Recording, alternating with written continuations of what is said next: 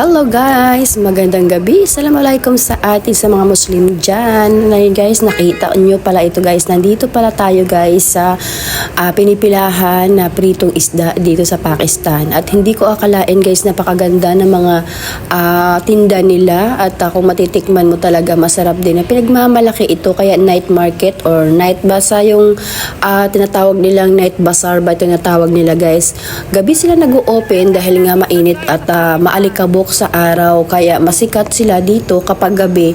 Tingnan mo nga yung mantika nila guys, maitim pero natural lang daw yan. At dito nga tayo, maraming pila nga itong isda na ito. Hindi ko akalain, sabi ko napatingin ako kung anong klaseng isda nga ito, kaya gusto kong tikman. At nung natikman ko nga siya guys, kaya pala pinagmamalaki nila guys yung sauce, dahil nga masarap yung sauce nila.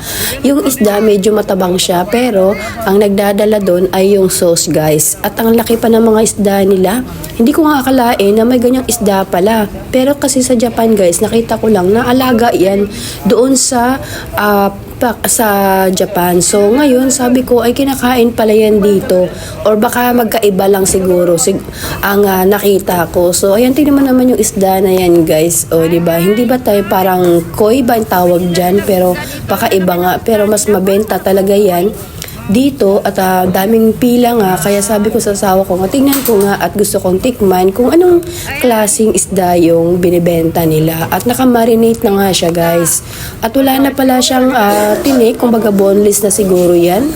Yun nga, wala nang tinik, kaya dito ay lang may tinik kasi nga ayan, diretso na talagang kainan. Yan sauce na yan guys, o yun ang nagpapasarap sa isda na yan. Kaya sabi ko, ang sarap pala ng kanilang mga gawa no. At talang favorite daw talaga yan ng mga Pakistani dito. Kaya nga pila-pila yan. Sabi ko sa pagtingin ko nga, sabi ko, may ganyan din pala. At may nagbibenta rin ng mga balon para sa mga bata. Kaya tingnan mo guys yung kapaligiran, open sila talaga pag gabi lang. So pag tingnan mo dito, kapag araw, wala kang makikitang nagtitinda, or siguro bihira lang yung mga chichiriya. So yun lang guys. I hope nag-enjoy kayo sa video na ito. Thank you for watching and see you in the next vlog.